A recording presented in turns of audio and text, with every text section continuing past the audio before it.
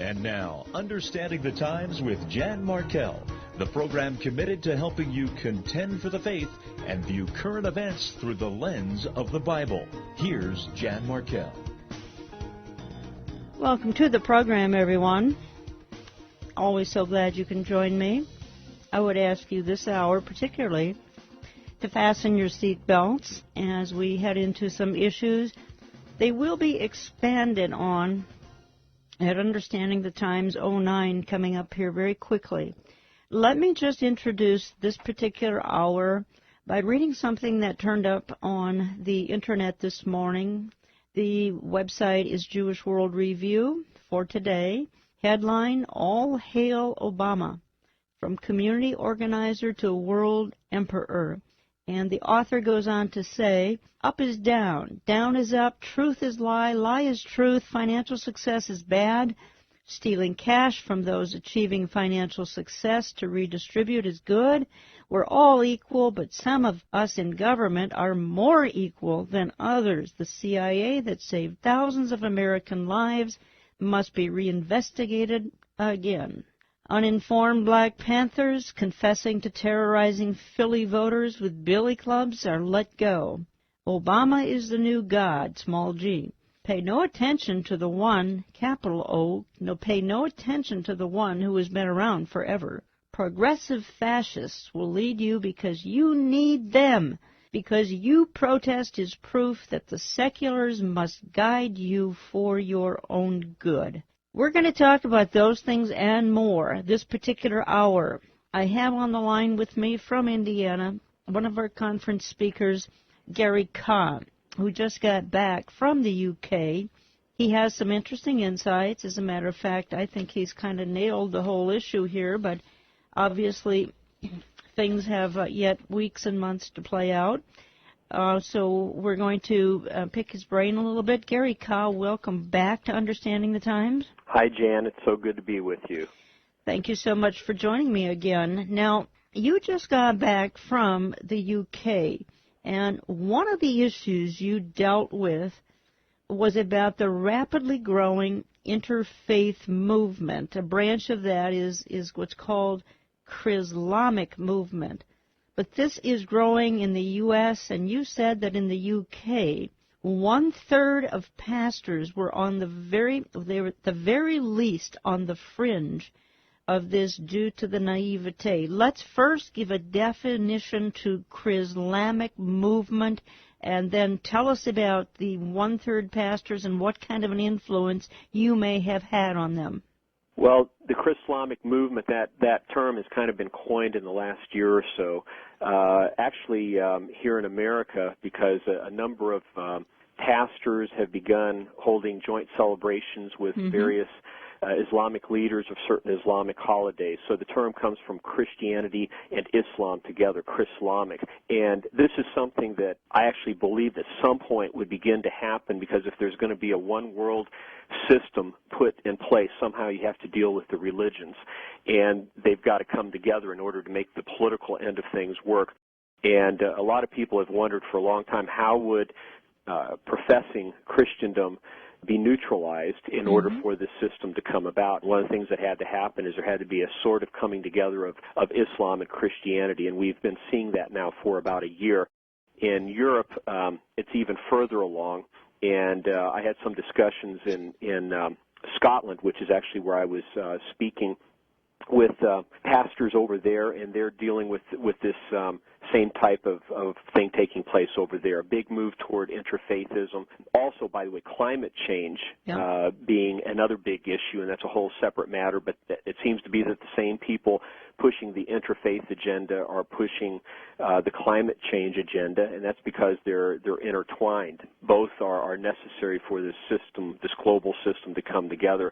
But here in the U.S., recently, Brian McLaren announced that he would be celebrating Ramadan along with some Islamic friends. And, to me, that just crosses the line. I would say if Brian and others are fasting and praying for Islamic friends to accept Jesus Christ and are reaching out to them in love in that way, I'd be all for it, because I believe we do have to talk to people to be able to reach them for Christ. You can't just shut them out. but to be celebrating holy days of other religions with them, it's just over the top. And whether some of these pastors are just incredibly naive or whether some of them understand what they are doing, God knows. But I think we have to be very mindful of these kinds of developments and steer clear of it, because it seems as if every day some of our so-called Christian leaders are becoming more and more radical in the wrong direction. And it's actually going at lightning speed. It's amazing some of the things going on right now that 10 years ago, if you would have said this is taking place, we would have thought never. It almost seems surreal. Is this really happening? But it is. And then you've got our president, who has really cozied up to Islam in a major way. Mm-hmm. And I just want to share a couple of things here that I thought would be of interest to listeners. One of these took place here in our home state of Indiana.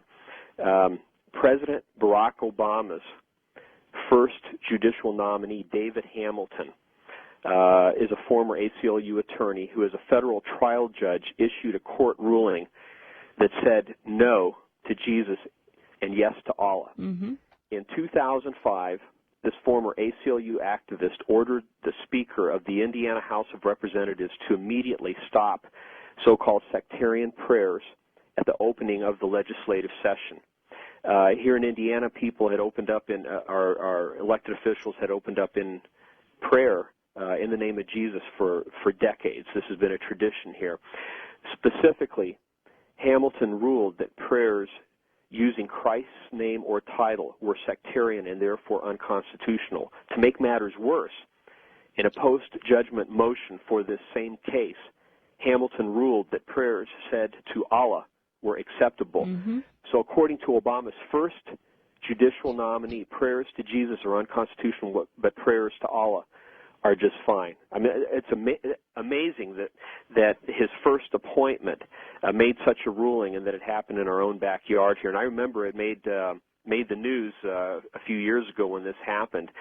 But that the President of the United States would appoint this guy first, I think, is a signal of where he's going. And then this was from the Associated Press a few months ago when Obama made his first visit to a Muslim nation. He declared that the United States, and I quote, is not and will never be at war with Islam.